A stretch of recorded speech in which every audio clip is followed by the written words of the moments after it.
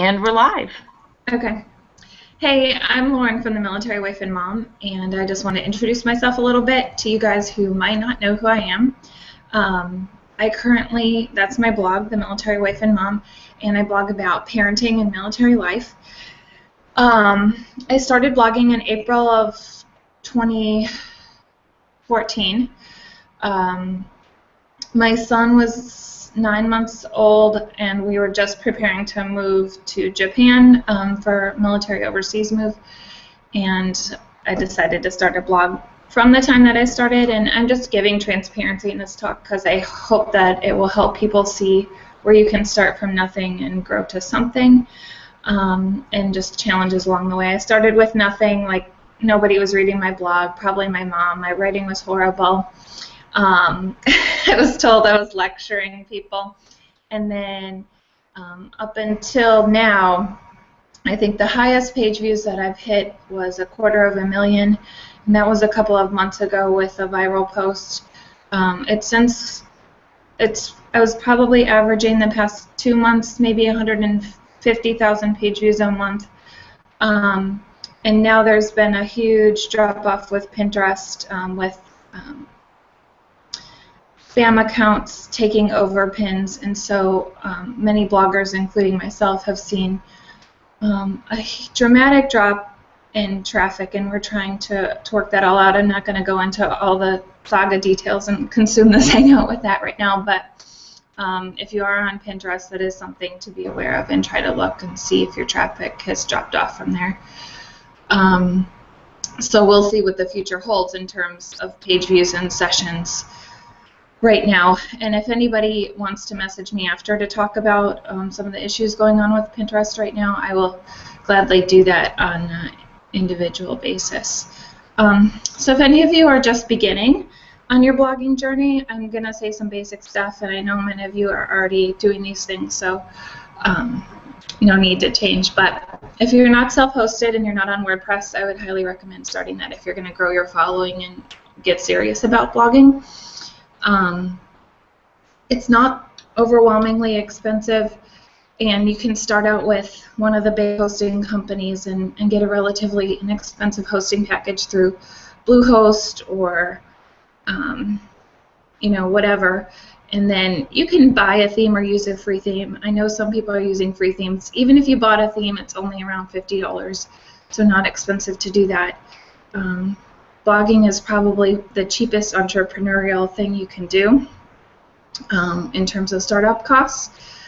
And then I just wanted to briefly touch on hosting. If you're talking about growing your audience and your following, hosting is something you're going to want to think about down the road, especially if you're getting up into the 40,000 page views a month, 50,000 page views a month. If you're on a bigger server like Bluehost and you're paying a low monthly hosting fee, they're going to start throttling your traffic, and the way that happens is you're on a shared server with a bunch of other blogs, and that server has to work between you guys. So if you have a huge spike in traffic from a post that's doing really, really well, they might cap you out at the amount of people who can be on your site at one time, and they won't tell you that they're doing this, and they will deny that they're doing it, but you'll see a dramatic change if you move to a smaller host and you up your hosting package and you pay the money to cover that cost.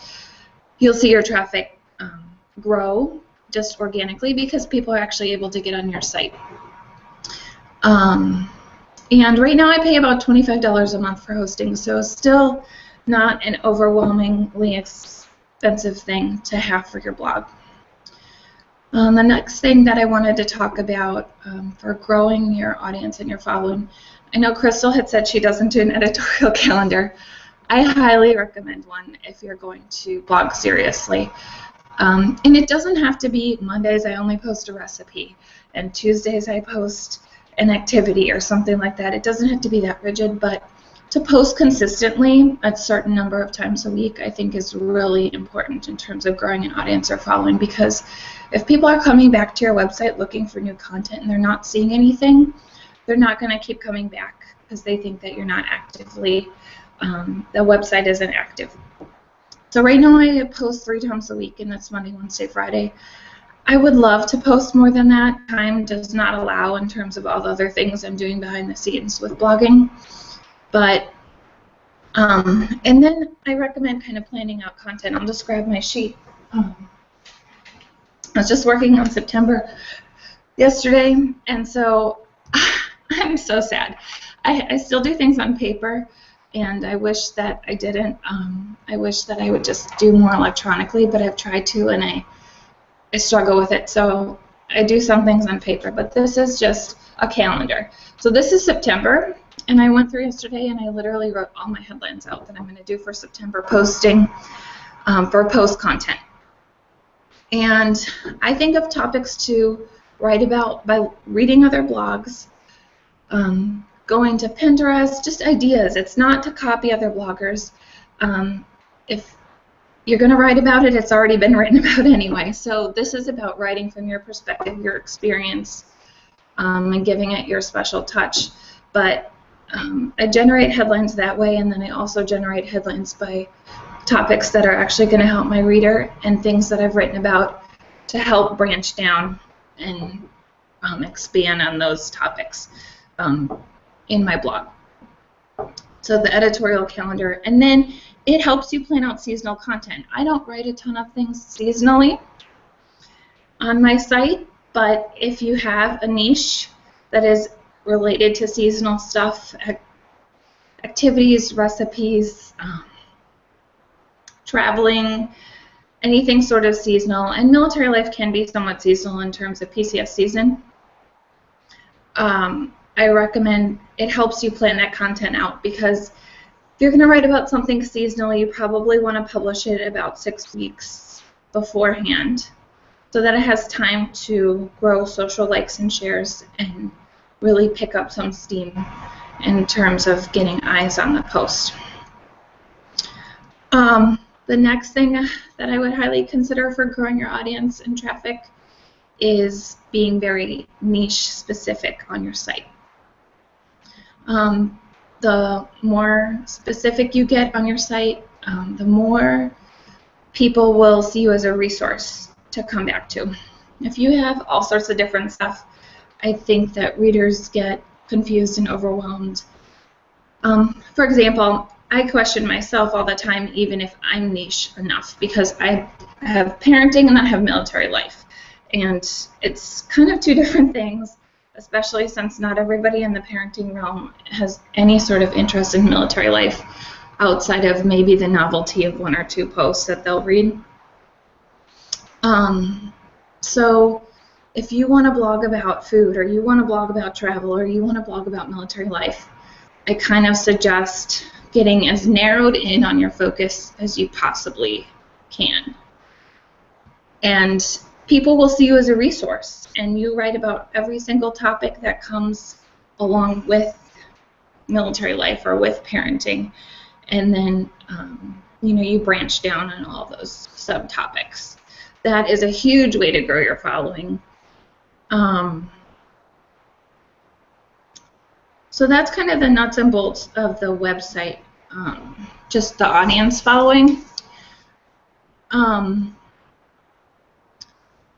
also just wanted to touch on newsletters, because that's a huge factor as well. If you want readers to come back, one of the things that you should set up is a newsletter. And if you're just starting, you can start out through MailChimp or MadMimi for free. I don't know how far MadMimi goes up for free, but MailChimp, you can have up to 2,000 subscribers and still have a free plan. MadMimi will cost you less in the long run as your following grows, and MailChimp will cost you much more. But I've heard that they have more features. I'm with MailChimp right now. So how do you get subscribers? End of post opt-ins at the bottom of your post. And then I was just at a blogging conference. And so not all the things I'm talking about today are things I'm doing, but they're things I plan to do, is to do an exit intent pop-up on your site. Everybody hates pop-ups. I hate them too, but they really are the best way to grow your newsletter following. And it's also highly suggested that you give something for free away. I'm not doing that yet, and it's something that I know that I've needed to do for a long time.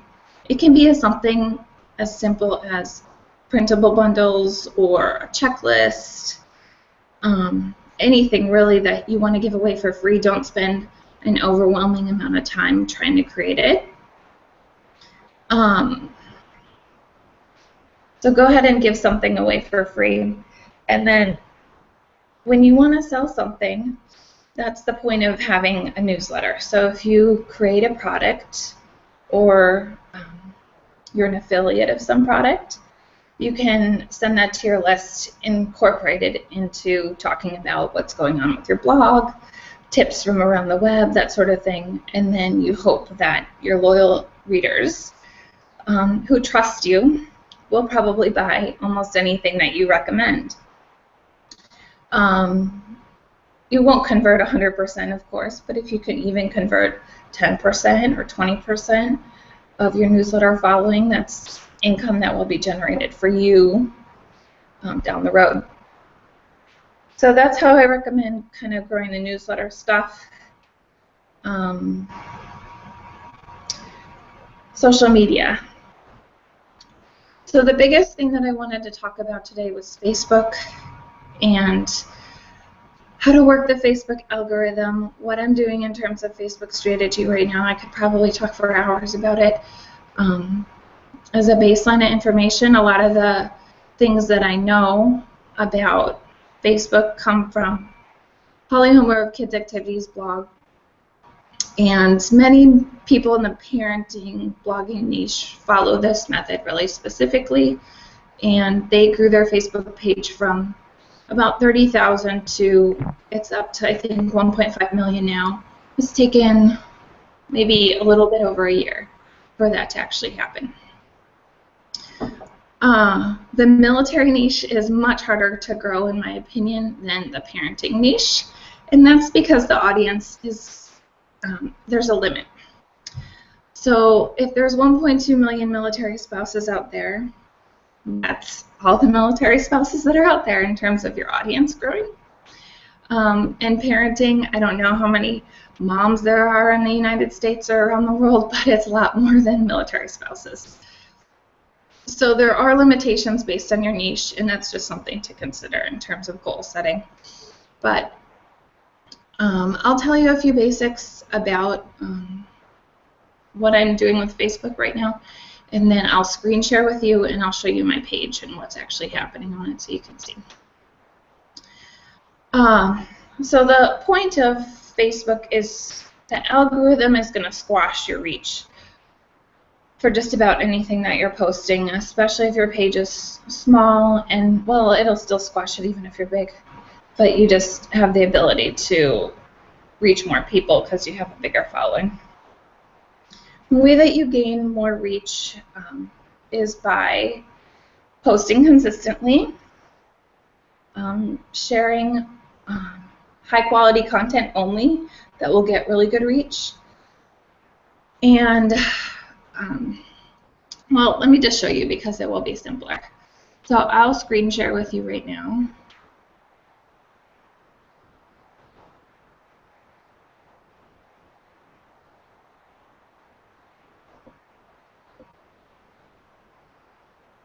Oh, does that look normal or is it all messed up?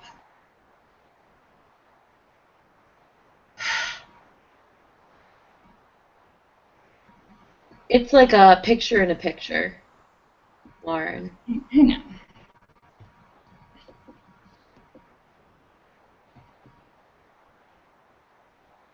It's just like all these different sorts of... Can you see my Facebook page, or can you just see a bunch of windows open? No, we can see your Facebook page now. Okay. It's not doing the cascading thing anymore. Okay. Let me close this.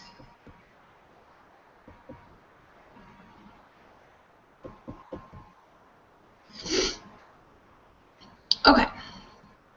So, Facebook. I'll go to my insights. Right now I'm posting on Facebook 7 times a day.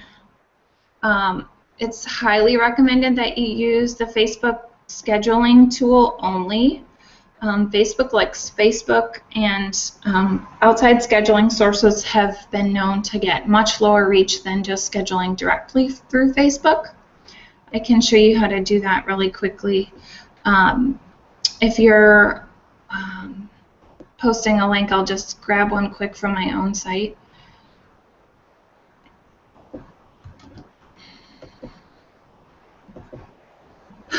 Hey, this site is so right, and then you post a link. And you can do the drop down here, and then you can schedule, and then you can pick your date and time. So when you're first getting started using this sort of strategy, they recommend that you want to curate the page that you want for the next 2 weeks without worrying about what's actually happening in terms of engagement. You want to put out the content that you would most love to see if you were on Facebook just as a reader.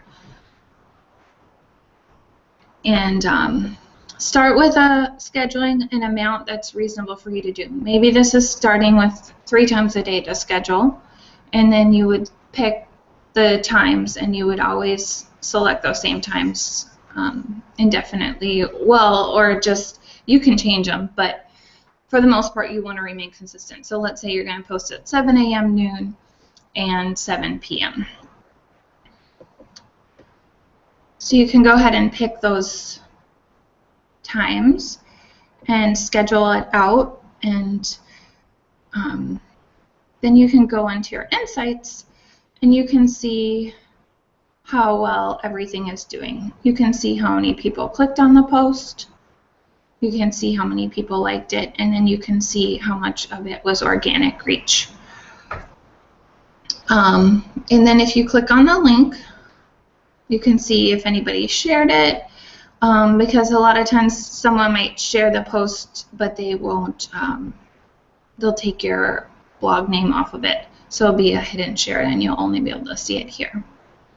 You can see how many people hit the post.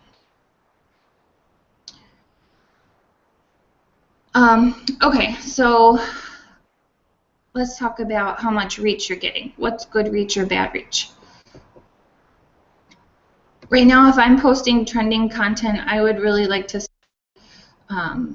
something get about 50% reach on my page. And sometimes it works out and sometimes it doesn't. So if I have a 1K reach right now of something, I'm considering that to be pretty good. So this post got 1K, almost 1K, 1K. That's my goal when I'm doing that. For right now, what I'm scheduling is, let's see, I'll go back to how I did things just for today. And I just recently made a couple of changes. Okay, so this is my 7 a.m. post. This is normally a trending post or something from a big website with a lot of shares that I know is probably going to do well to kind of get the day started. And then 9 a.m. is always my own time slot from my blog. It's old content or brand new content. And now what I'm doing is noon is usually a military spouse blogger, some sort of post from her site. This is Julie's post. And then 3 o'clock is also a military life post from NextGen, or maybe Spouse Buzz, or another blogger's post that has done really well with some good shares or engagement on the post. It could be new content or old content, that's fine. 5 o'clock, this is, sometimes I'm sharing from another blogger's page, and I'll show you how to do that. It might be a friend that wrote a post that's in the parenting niche. 7 p.m., another blogger and I always share from each other's page every single day. I share a trending article from her page, and she shares a trending article from my page. And I can show you how that will help increase your Facebook reach, and I'll show you how to share from another blogger's page without directly just clicking the share button. I'll show you how to grab that link. And then 9 p.m. is something that someone would actually want to read if they were just sitting on the couch and vegging out. Let's see what I picked. Oh, a police officer helping a woman goes viral. So maybe something from BuzzFeed or HuffPost that's just kind of silly or fun. And then I hope to add in another post slot coming up soon that will be affiliate links from Amazon or product affiliates. So, insights. This is how many likes I have, 2,600.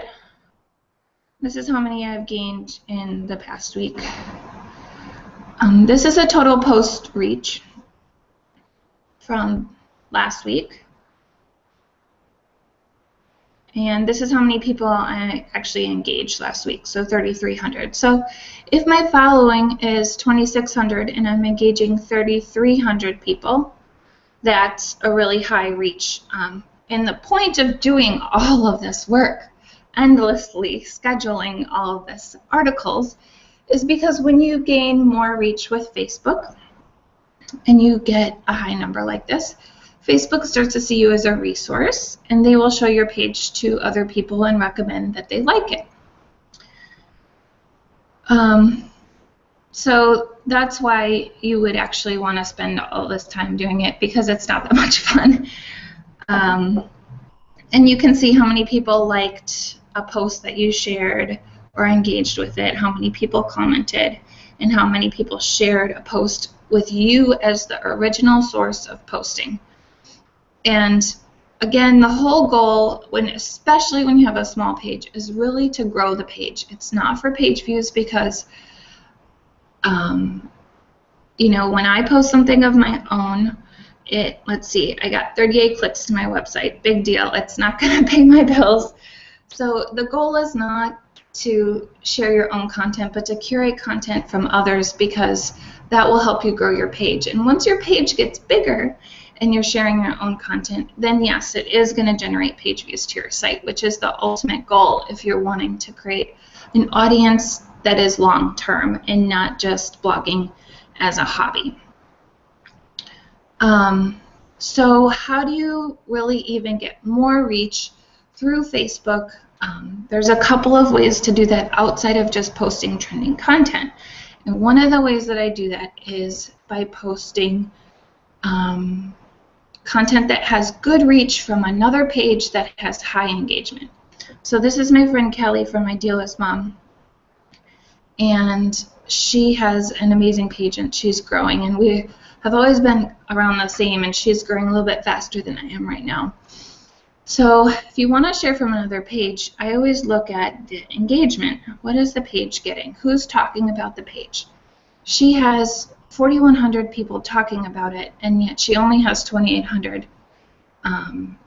Facebook fans. So if you have a talking about number that is 100%, that's amazing and almost unheard of. Most pages maybe have a talking about number of 5 or 10%. People who are actively working on a Facebook strategy may have a talking about number of 30 to 50%. So if you can get 100%, that's incredible. And then she's getting more page likes from that. So if I'm going to share from a page, I like to share from a page that has a really good talking about number, because Facebook is going to give them good reach, and then that's going to pour over onto my page when I share something from them. So this post did amazing on her little tiny page, but she probably also had it shared to other pages. So I would go ahead and grab the link here, the date. I just click on the date, and I will grab the link, and then I'll go back to my page.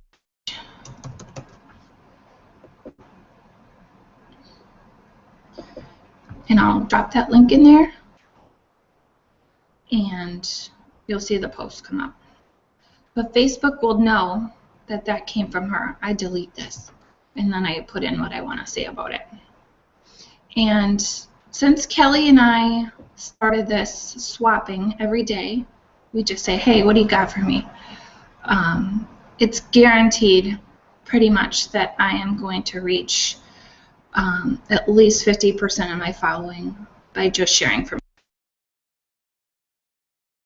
you.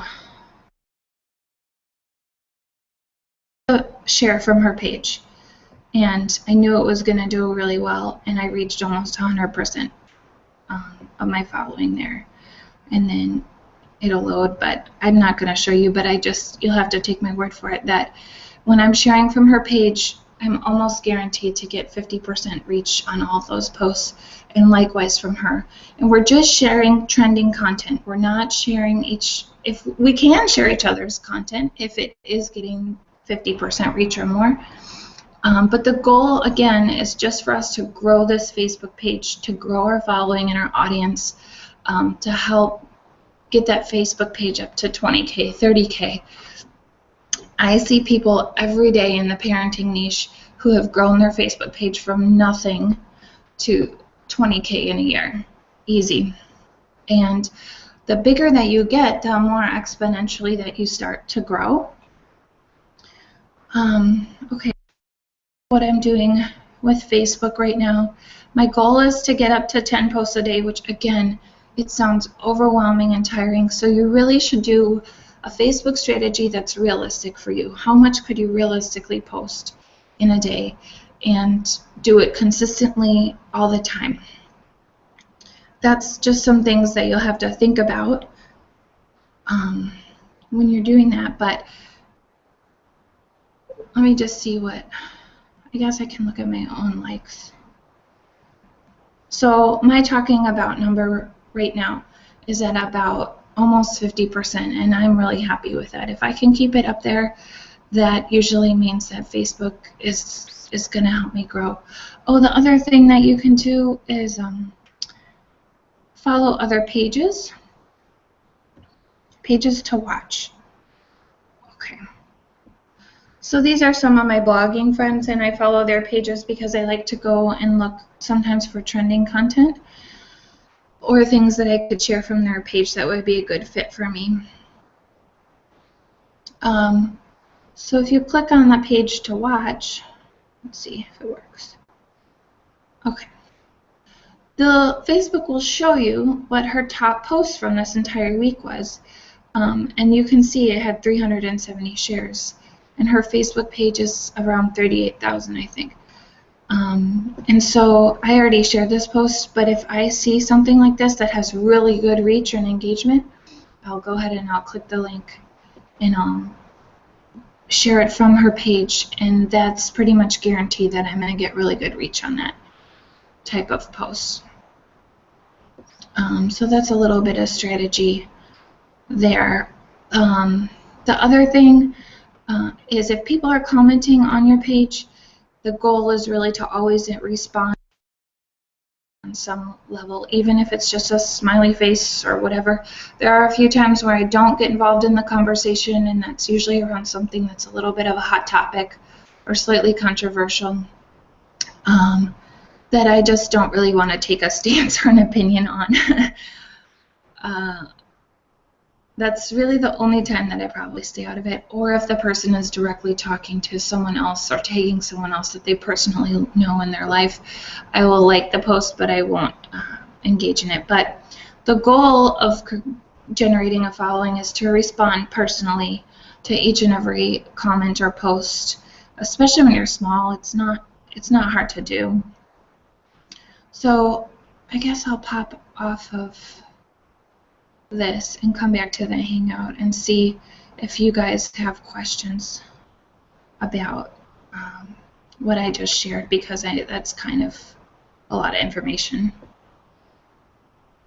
Oh, how do you find and pick high quality content? So I have a list of websites that I go to now, and the other goal is to find websites that other people aren't necessarily sharing from, but in the military niche, it's probably not as hard to do. because not everybody's really actively engaging in a Facebook strategy right now. So for military life content, I go to all the top websites: military.com, Spouse Buzz, Military Spouse.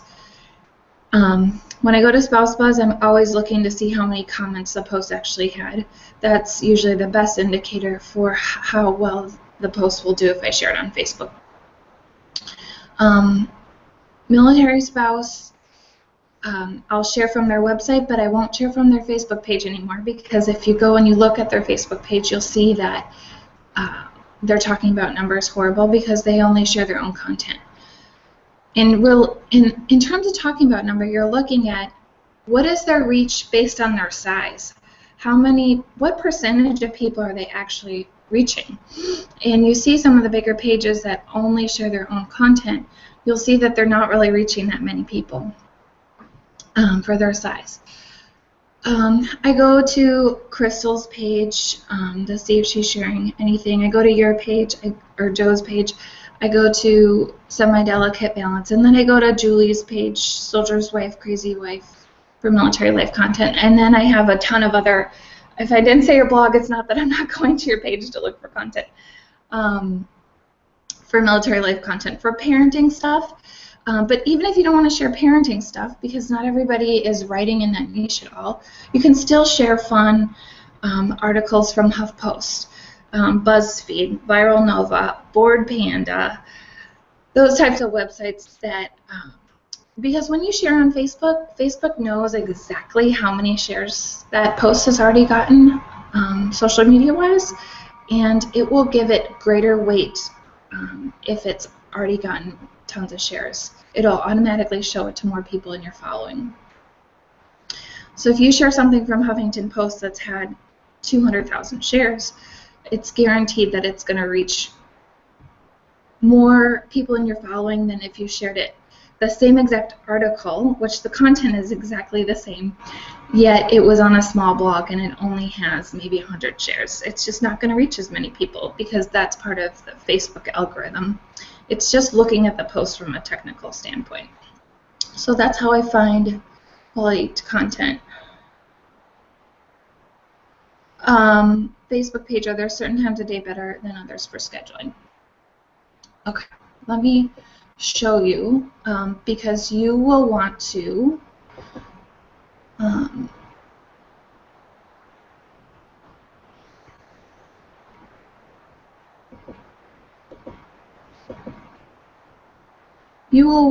share when your followers are online.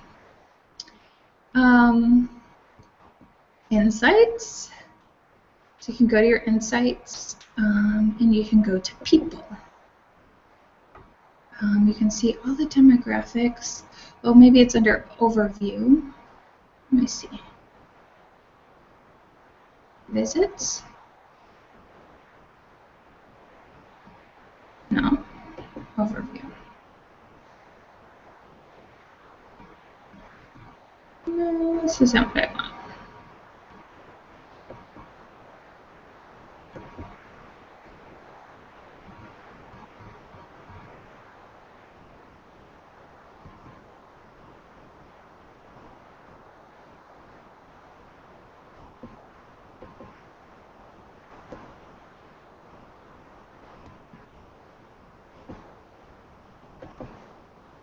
Here we go. Sorry. Okay, it's under posts. So Facebook, insights, and then posts. Okay, so here's a dip. 2 a.m., 3 a.m., 4 a.m., 5 a.m. There's not a lot of people online then. But 6 a.m. is where it basically starts. My Facebook page is set to Central Time, U.S. Central Time, for those of you who are wondering. But you can go into here and then you can see when the most people are online, and that's how you're going to want to decide when you're going to schedule your best content, is when the most people are actually online and looking at content. Because the more engagement that your post gets when it's initially published, the more it will start to snowball and get better reach overall over the next day or two. So like I said, I'm posting from 7 a.m. to 9 p.m. So you can tell that's just when the most followers are online. And I'm probably going to add an 11 p.m. time slot soon in the future. And that's where it starts to drop off.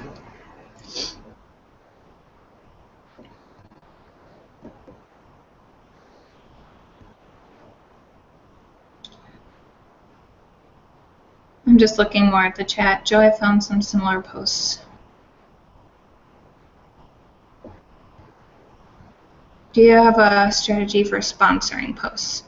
Okay, can you clarify, like, what do you mean? Sharing sponsored posts?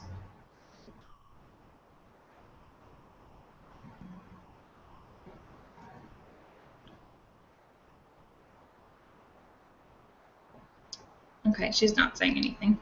Sorry about that. I got a whole bunch of stupid pop-ups on my computer all at once when you asked me.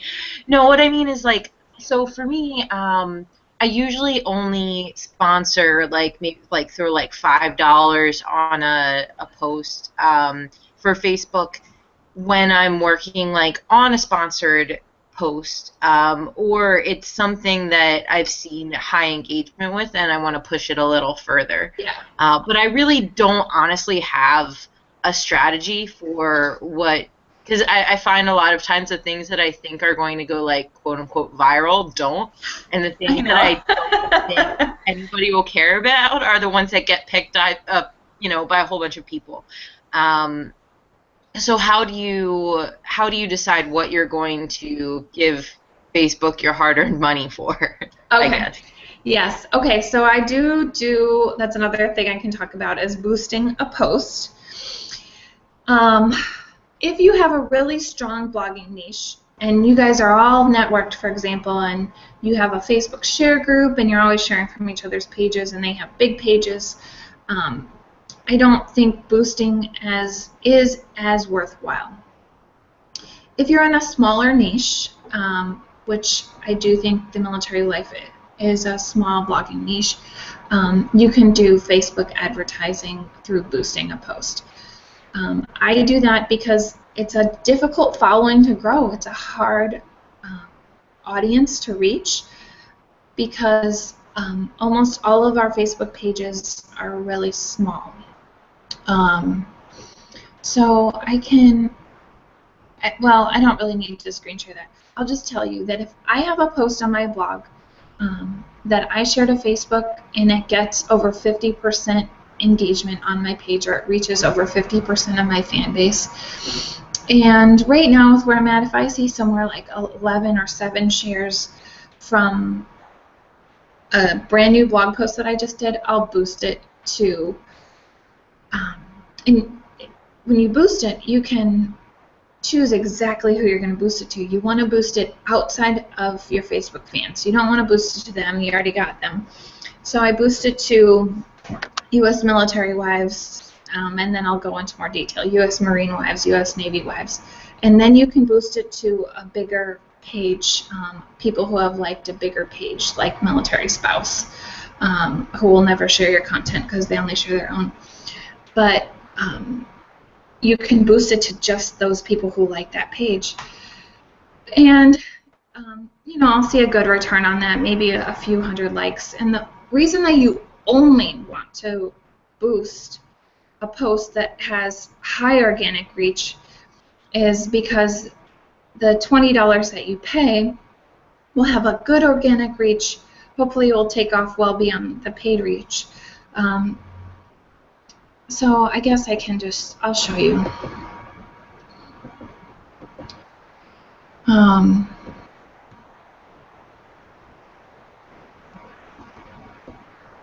I did recently boost a post, so let me see if I can find it.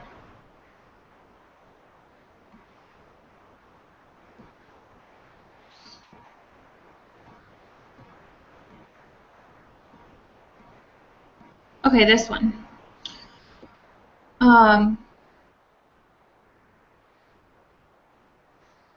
This post didn't do as great as I wanted it to. But the overall goal here is that you're going to get a paid reach and you'll see that. So the amount of people that I paid to reach was 6,800. And the amount of people that I reached in addition to that, just because people shared the post beyond that, shared, was 6,800 more people. This is actually not what I would consider a great boost in terms of organic reach. Ideally, if the post is really good, I would like to see the organic reach be at least double of the paid reach. And that's when I think the money is worth it, because you're reaching 3 times the people that you actually paid to reach in an advertisement, because the post was actually just really that good. And that's where you'll see that you're gaining a lot more likes and fans from that small Facebook ad that you put out, $20. You could even do $5 or $10. And I do this maybe once a month if I see something doing well. I don't do it all the time, and if nothing did well, I wouldn't boost it at all. I wouldn't even wait or waste my time, because you're going to get a few hundred clicks to your website, and it won't be worth the money at all. Does that kind of answer your question? Does anybody else have more questions?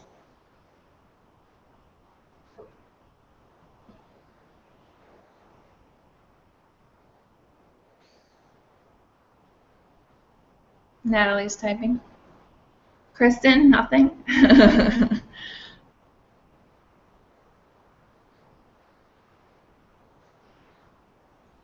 I think one of the questions that we run into a lot, I moderate like 6 blogging mastermind groups for different niches, and so it's kind of funny to me that there are some really common overlapping things that come up.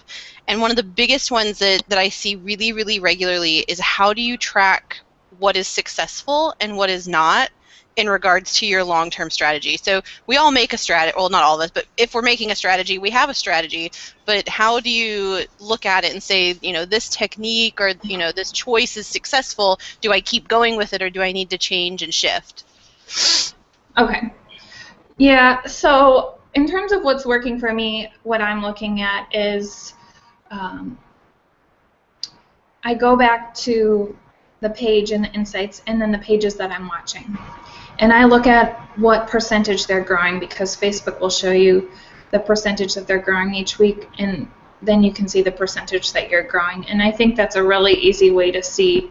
Most pages right now are growing, that are really trying, are growing maybe about 0.3 or 0.4%. So if you're growing at a 0.8% rate, I consider that a good success.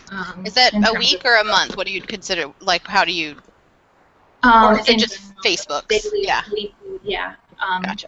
I think the percentage is just based. Let me show you here.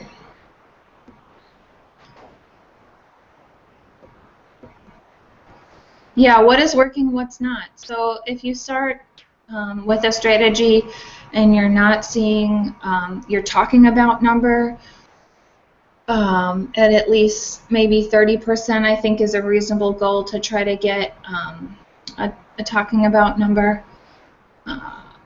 If you're not seeing it up that high, then I would change something. I would do something different. So see all these pages, 0.2%, 0.3%, 0.5%. And that's what I'm looking at. So that's from last week. I guess it's a weekly basis. So my friend Kelly, that's gone completely off of our mind, and she's posting like 16 times a day to Facebook now. But she's seeing 3.8% growth, which is pretty much unheard of. Oh, this is the change from last week. Okay, this isn't just overall growth. This is the change from last week, how much they're growing based on the week before. I'm just growing at the same exact rate, basically. And then I just change stuff up. Or add more trending content.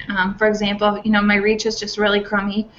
I will start sharing more trending stuff and get some of the smaller sites, blog posts on there. And it's not because I don't like their content. It's just because it's not going anywhere. It's getting like 10 clicks. So it's not helping them, and it's not helping me either. I would love to share everybody's blog content and just exclusively do that, but I don't think that it's going to grow my page very much. The other thing people do is reader questions. If you are managing a bigger page, Kristen, like you said, ask a reader or a reader question. People love to solve problems, especially on Facebook. Hey, so-and-so has this problem, what do you recommend, kind of thing. It's a really good way to get a lot of engagement, I think, from people. A lot of the bigger... As a side note about that, I do that pretty regularly within our groups. Like if conversation starts to lag a little bit, because managing the group, even though we've got, 630 members now, I actually deal with a lot of the same things that you deal with managing a page, and that the more active that the group is, and the more engagement there is in the group, the more that those posts show up in y'all's feeds. Yes. And so you're more likely to check it. So, I go kind of through the same thing. And hands down, if it starts to lag a little bit when people get busy, which is for the group tends to be the end of the summer, a little bit around the holidays, those sorts of things.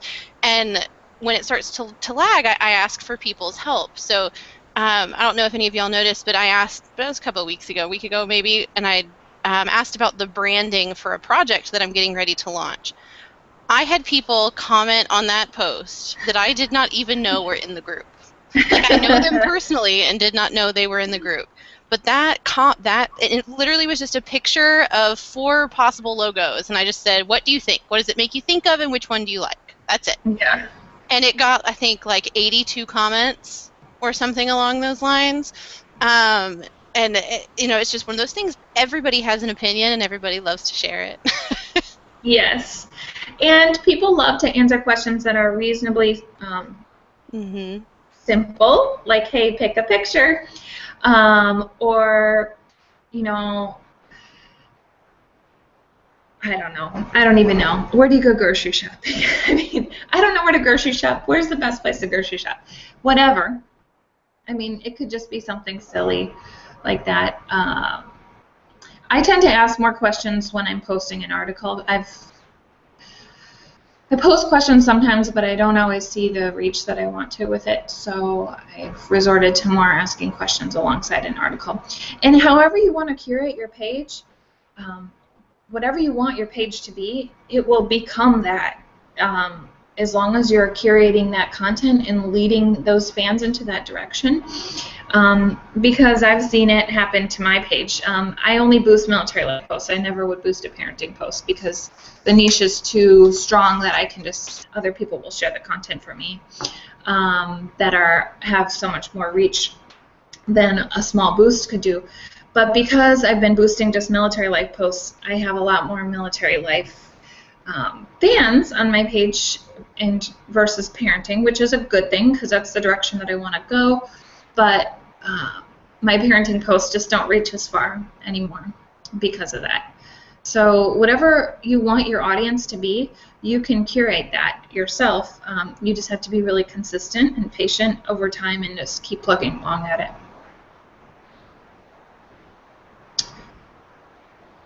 Natalie, did you want me to talk about the Pinterest issue? Yes. Okay.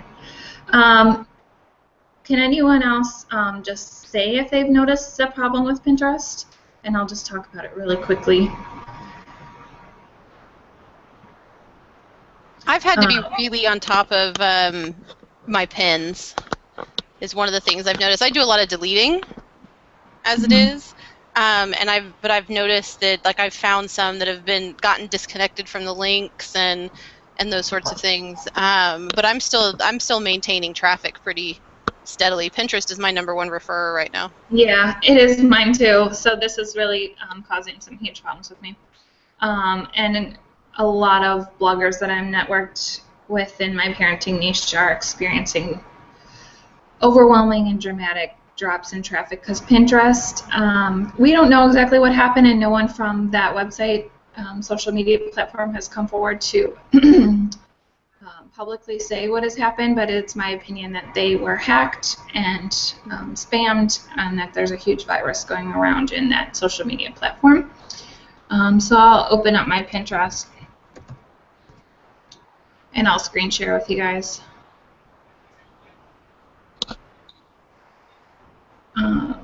Just one sec. It's loading. Right now I'm experiencing around a 60% decrease in traffic.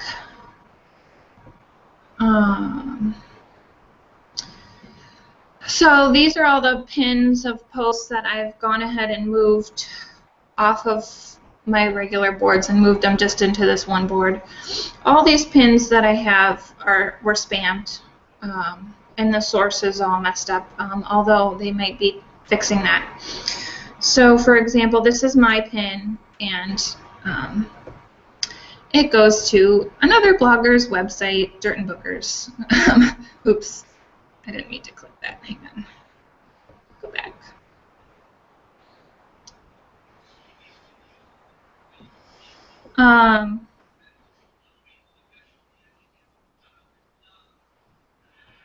This post goes to Wellness Sportist. This goes to Coaching Really Works. This goes to DL Dropbox, whatever. And then my biggest post of Pinterest referral is this newborn sleep tips that was viral. It goes to a spammy YouTube video. A lot of these pins now are going to porn. My military girlfriend post, which is a really high traffic generator for me, it goes to Oprah. So this is a huge problem, and the other problem is I can go into Google Analytics and you can find hijacked pins just by looking at your own pins and seeing if the source is incorrect. But there are also pins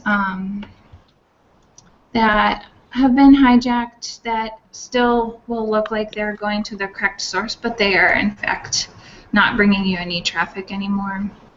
So if you log into your Google Analytics, you can go under Acquisition, Review, let's see, All Traffic, Referrals. Okay, so if you go under your referrals and then you click on Pinterest,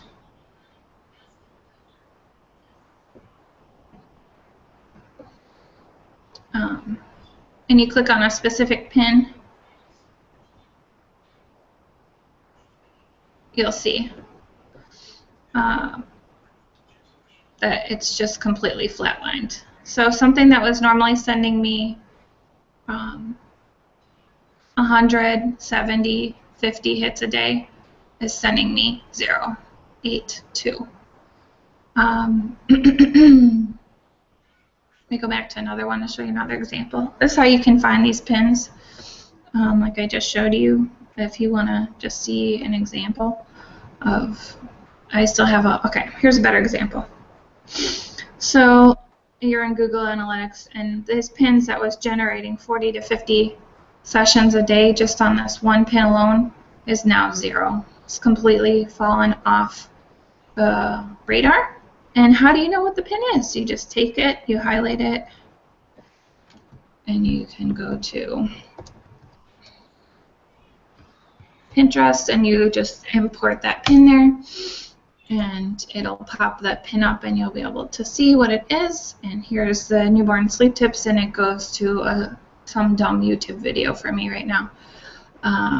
So that's where this dramatic drop off is happening. People have been emailing Pinterest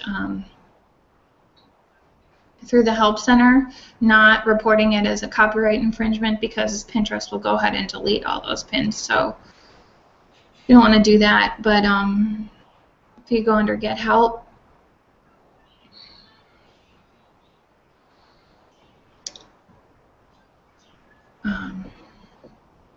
you can click on anything, fix a problem.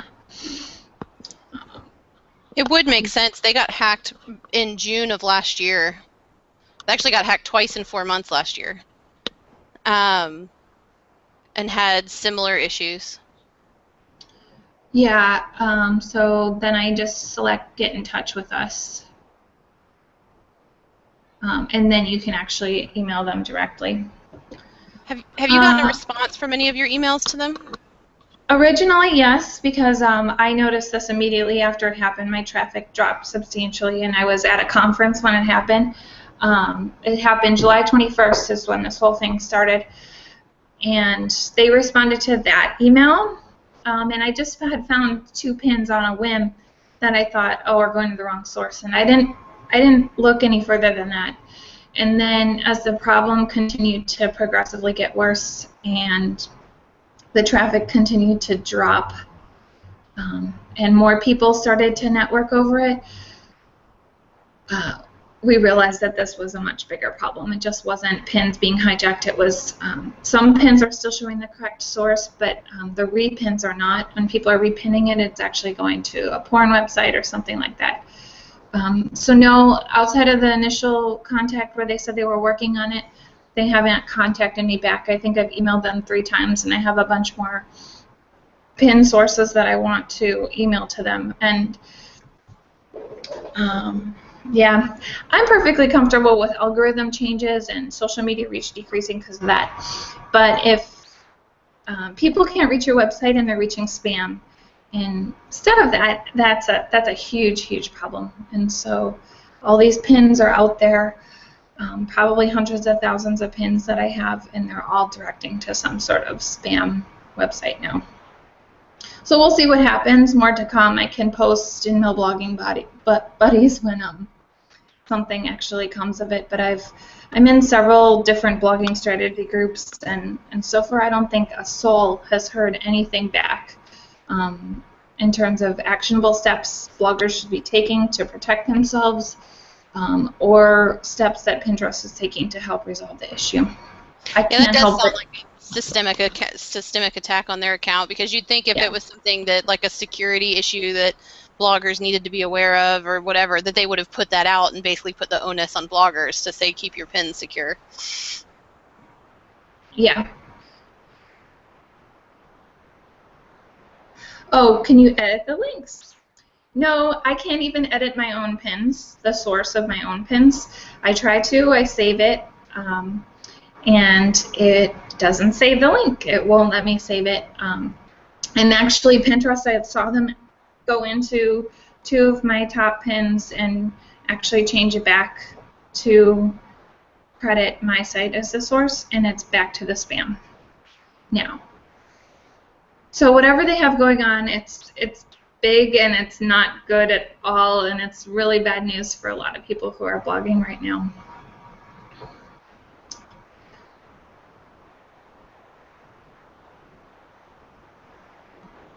Other questions as we kind of wrap up this session? Was this helpful? I don't know if it was or not, but this was awesome, Lauren. I feel like I have read so much about Facebook strategy, and the stuff that you brought up was not even on my radar. So I'm really, really excited about that. Yay! Thank you so much. Yeah. Okay. Good. Hey, well, Lauren, we'll see what comes. Go ahead. If you want to email me a headshot and a little bio with your links, then we're taking the recordings and putting them on one page from all of the Hangouts. Okay. And I will pop that up for you and put your stuff with it. Okay, perfect. Great. Well, I hope this helped people, and we'll see what comes of it. I'd love to see more people in the military life blogging niche have really good Facebook strategies and see their pages grow, and I'd love to see us grow together and network somehow to share from each other's pages and that stuff down the road once people may get started with some of this stuff. All right? Thank you so much, Lauren. This was awesome. Have a good night, everybody. You too. Bye. Bye-bye.